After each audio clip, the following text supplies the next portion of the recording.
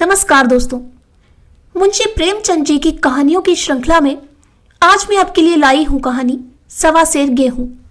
लेकिन कहानी शुरू करने से पहले अगर आपने मेरे चैनल को सब्सक्राइब नहीं किया है तो प्लीज मेरे चैनल को सब्सक्राइब कर दें और नई नई कहानियों का आनंद उठाते रहें। तो शुरू करते हैं कहानी सवा सेर गेहूं। किसी गांव में शंकर नाम का एक कुर्मी किसान रहता था। सीधा साधा गरीब आदमी था। अपने काम से काम, न किसी के लेने में न किसी के देने में। छक्का पंजा ना जानता था। छल प्रपंच की उसे छूत भी न लगी थी। ठगे जाने की चिंता ना थी। ठग विद्या न जानता था। भोजन मिला खा लिया, ना मिला चबेने पर काट दी। चबेना भी ना मिला तो पानी पी लिया और राम का नाम लेकर सो रहा।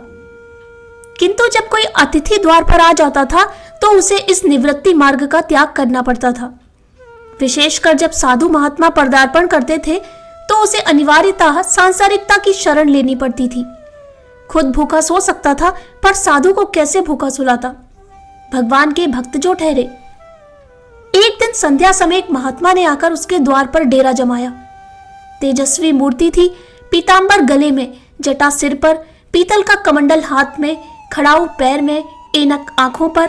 संपूर्ण वेश उन महात्माओं का सा था जो रईसों के प्रासादों में तपस्या, हवा गाड़ियों पर देव स्थानों की परिक्रमा और योग सिद्धि प्राप्त करने के लिए रुचिकर भोजन करते हैं।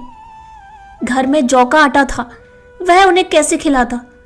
प्राचीन काल में जौ का चाहे जो कुछ महत्व रहा हो, पर वर्तमान युग में जौ का भोजन सिद्ध पुरुषों के लिए दुष्पाच्य होता है। बड़ी चिंता हुई, महात्मा जी को क्या खिलाऊं। आखिर निश्चय किया कि कहीं से गेहूं का आटा उधार लाऊं, पर गांव भर में गेहूं का आटा न मिला। गांव में सब मनुष्य ही मनुष्य थे, देवता एक भी न था। अतएव देवताओं का खाद्य पदार्थ कैसे मिलता।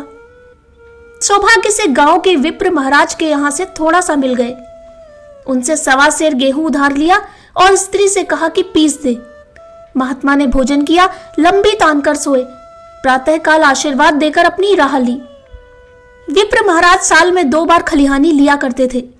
शंकर ने दिल में कहा, सवा सेर गेहूं इन्हें क्या लौटाऊं, पंसेरी बदले कुछ ज्यादा खलिहानी दे दूंगा। यह भी समझ जाएंगे, मैं भी समझ जाऊंगा। चैत में जब विप्र जी पहुंचे तो उन्हें 1.5 पंसेरी के लगभग गेहूं दे दिया और अपने को उऋण समझकर उसकी कोई चर्चा न की। विप्र जी ने फिर कभी न मांगा। सरल शंकर को क्या मालूम था कि यह सवा सेर गेहूं चुकाने के लिए मुझे दूसरा जन्म लेना पड़ेगा। 7 साल गुजर गए। विप्र जी विप्र से महाजन हुए। शंकर किसान से मजूर हो गया। उसका छोटा भाई मंगल उससे अलग हो गया था। एक साथ रहकर दोनों किसान थे, अलग होकर मजूर हो गए थे।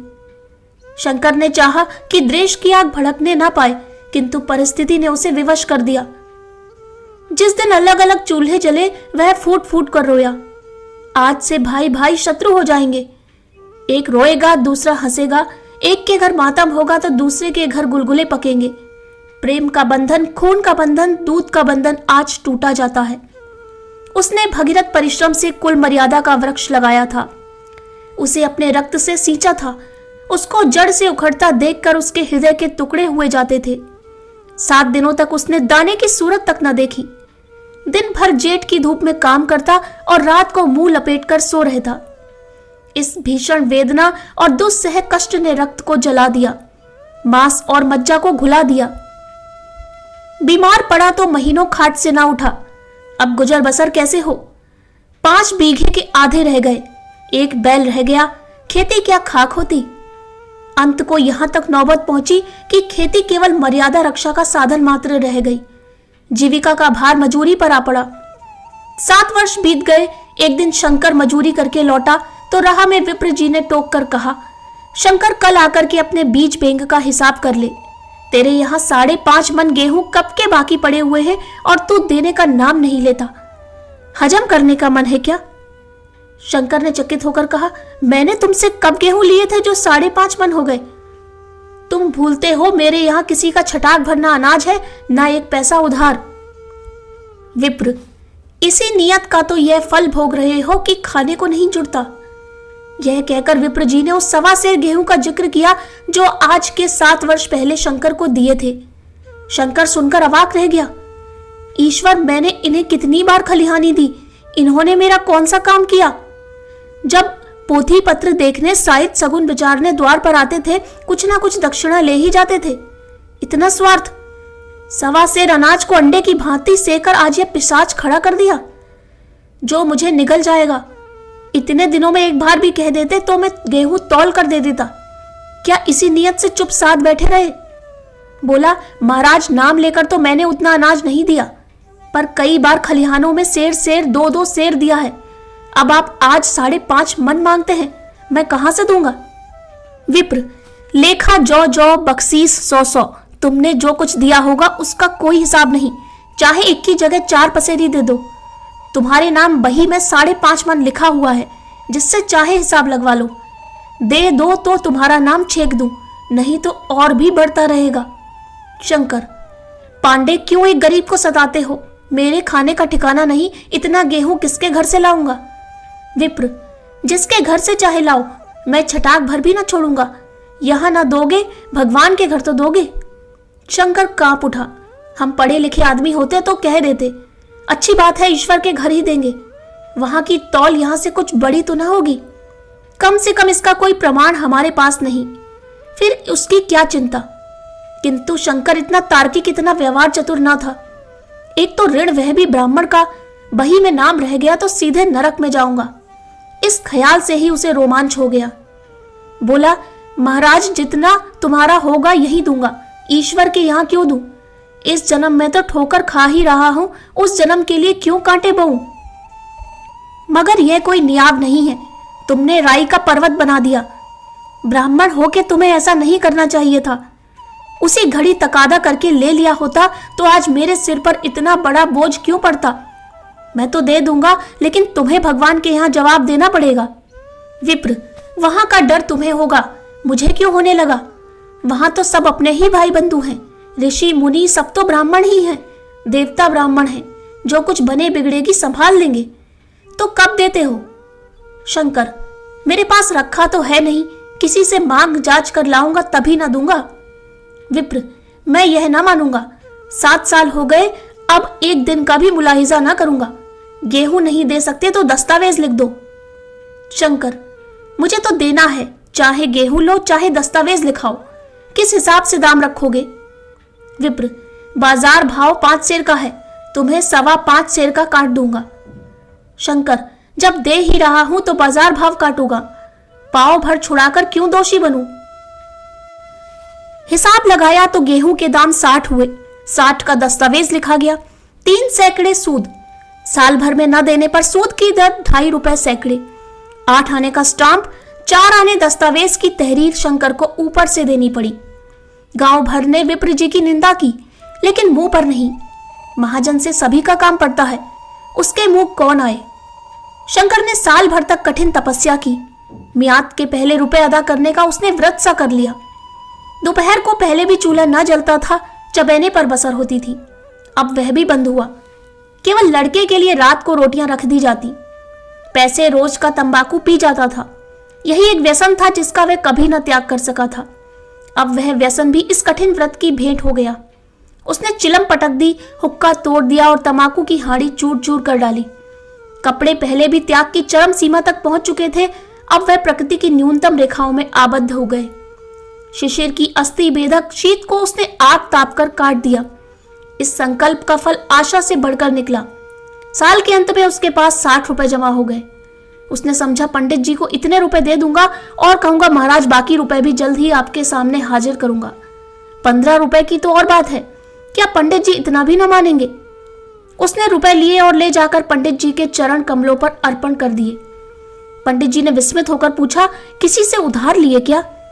शंकर, नहीं महाराज, आपके असीस से अब की मजूरी अच्छी मिली। विप्र, लेकिन यह तो 60 रुपए ही हैं। शंकर, हाँ महाराज, इतने अभी ले लीजिए, बाकी मैं 2-3 महीने में दे दूंगा, मुझे उड़िन कर दीजिए। विप्र, उड़िन तो जब ही होगे जबकि मेरी कौड़ी कौड़ी चुका दोगे, जाकर मेरे 15 रुपए और लाओ। शंकर, महाराज इतनी दया करो, अब सांझ की रोटियों का भी ठिकाना नहीं है, गांव में हूं तो कभी ना कभी दे ही दूंगा। विप्र, मैं ये रोग नहीं पालता, ना बहुत बातें करना जानता हूं। अगर मेरे पूरे रुपए ना मिलेंगे तो आज से 3 रुपए सैकड़े का ब्याज लगेगा। अपने रुपए चाहे अपने घर में रखो, चाहे मेरे यहाँ छोड़ जाओ। शंकर, अच्छा जितना लाया हूं उतना रख लीजिए, मैं जाता हूं कहीं से 15 रुपए और लाने की फिक्र करता हूं। शंकर ने सारा गांव छान मारा मगर किसी ने रुपए ना दिए। इसलिए नहीं कि उसका विश्वास ना था या किसी के पास रुपए नहीं थे, बल्कि इसलिए कि पंडित जी के शिकार को छेड़ने की किसी की हिम्मत न थी। क्रिया के पश्चात प्रतिक्रिया नैसर्गिक नियम है। शंकर साल भर तक तपस्या करने पर भी जब ऋण से मुक्त होने में सफल ना हो सका तो उसका संयम निराशा के रूप में परिणत हो गया। उसने समझ लिया कि जब इतना कष्ट सहने पर भी साल भर में 60 रुपए से अधिक न जमा कर सका तो अब और कौन सा उपाय है जिसके द्वारा इसके दूने रुपए जमा हो। जब सिर पर ऋण का बोझ ही लादना है तो क्या मन भर का और क्या सवा मन का। उसका उत्साह क्षीण हो गया, मेहनत से घृणा हो गई। आशा उत्साह की जननी है, आशा में तेज है, बल है, जीवन है। आशा ही संसार की संचालक शक्ति है। शंकर आशाहीन होकर उदासीन हो गया। वह जरूरतें जिनको उसने साल भर तक टाल रखा था अब द्वार पर खड़ी होने वाली भिखारिणी से न थी, बल्कि छाती पर सवार होने वाली पिशाचिनियां थीं, जो अपनी भेंट लिए बिना जान नहीं छोड़ती। कपड़ों में चकत्तियों के लगने की भी एक सीमा होती है। अब शंकर को चिट्ठा मिलता तो वह रुपए जमा न करता, कभी कपड़े लाता, कभी खाने की कोई वस्तु। जहां पहले तमाकू ही पिया करते थे वहां अब गांजे और चरस का चस्का भी लगा। उसे अब रुपए अदा करने की कोई चिंता न थी, मानो उसके ऊपर किसी का एक पैसा भी नहीं आता। पहले जोड़ी चढ़ी होती थी पर वह काम करने अवश्य जाता था, अब काम पर न जाने के लिए बहाना खोजा करता। इस प्रकार 3 वर्ष निकल गए। विप्र जी महाराज ने एक बार भी तकाजा न किया। वह चतुर शिकारी की भांति है, चूक निशाना लगाना चाहते थे। पहले से शिकार को चौंकाना उनकी नीति के विरुद्ध था। एक दिन पंडित जी ने शंकर को बुलाकर हिसाब दिखाया। 60 रुपए जो जमा थे वह मिन्हा करने पर अब भी शंकर के जिम्मे 120 रुपए निकले। शंकर, इतने रुपए तो उसी जन्म में दूंगा, इस जन्म में नहीं हो सकते। विप्र, मैं इसी जन्म में लूंगा, मूल ना सही सूद तो देना ही पड़ेगा। शंकर, एक बैल है वह ले लीजिए, और मेरे पास रखा क्या है। विप्र, मुझे बैल बधिया लेकर क्या करना है, मुझे देने को तुम्हारे पास बहुत कुछ है। शंकर, और क्या है महाराज। विप्र, कुछ है, तुम तो हो, आखिर तुम भी कहीं मजूरी करने के लिए जाते ही हो। मुझे भी खेती के लिए मजूर रखना ही पड़ता है। सूद में तुम हमारे यहाँ काम किया करो, जब सुविधा हो मूल को दे देना। सच तो यूं है कि अब तुम किसी दूसरे जगह काम करने नहीं जा सकते जब तक मेरे रुपए नहीं चुका दो। तुम्हारे पास कोई जायदाद नहीं है। इतनी बड़ी गठरी मैं किस एतबार पर छोड़ दूं? कौन इसका जिम्मा लेगा कि कहीं तुम मुझे महीने महीने सूद देते जाओगे, और कहीं कमाकर जब तुम मुझे सूद भी नहीं दे सकते तो मूल की कौन कहे। शंकर, महाराज सूद में तो काम करूंगा और खाऊंगा क्या। विप्र, तुम्हारी घरवाली है, लड़के हैं, क्या वे हाथ पांव कटा के बैठेंगे। रहा मैं, तुम्हें आधा सेर जौ रोज कलेवा के लिए दे दिया करूंगा। ओढ़ने को साल में कंबल पा जाओगे, एक मिर्जई भी बनवा दिया करूंगा। और क्या चाहिए। यह सच है कि और लोग तुम्हें 6 आने देते हैं, लेकिन मुझे ऐसी गरज नहीं है। मैं तो तुम्हें रुपए भरने के लिए रखता हूं। शंकर ने कुछ देर तक गहरी चिंता में पड़े रहने के बाद कहा, महाराज यह तो जन्म भर की गुलामी हुई। विप्र, गुलामी समझो चाहे मजूरी समझो, मैं अपने रुपए भराए बिना तुमको कभी ना छोड़ूंगा। तुम भागोगे तो तुम्हारा लड़का भरेगा। हाँ, जब कोई ना रहेगा तब की बात दूसरी है। इस निर्णय की कहीं अपील ना थी।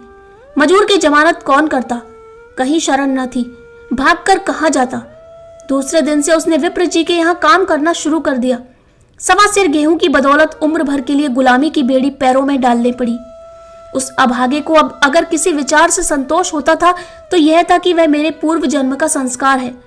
स्त्री को वे काम करने पड़ते थे जो उसने कभी ना किए थे। बच्चे दानों को तरसते थे, लेकिन शंकर चुपचाप देखने के सिवा और कुछ न कर सकता था। वह गेहूं के दाने किसी देवता के शाप की भांति आजीवन उसके सिर से ना उतरे। शंकर ने विप्र जी के यहाँ 20 वर्ष तक गुलामी करने के बाद इस दुस्सार संसार से प्रस्थान किया। 120 अभी तक उसके सिर पर सवार थे। पंडित जी ने उस गरीब को ईश्वर के दरबार में कष्ट देना उचित न समझा। इतने अन्यायी, इतने निर्दयी न थे। उसके जवान बेटे की गर्दन पकड़ी। आज तक वह विप्र जी के यहाँ काम करता है। उसका उद्धार कब होगा भी या नहीं, ईश्वर ही जाने। यह एक सत्य घटना है। ऐसे शंकरों और ऐसे विप्रों से दुनिया खाली नहीं है।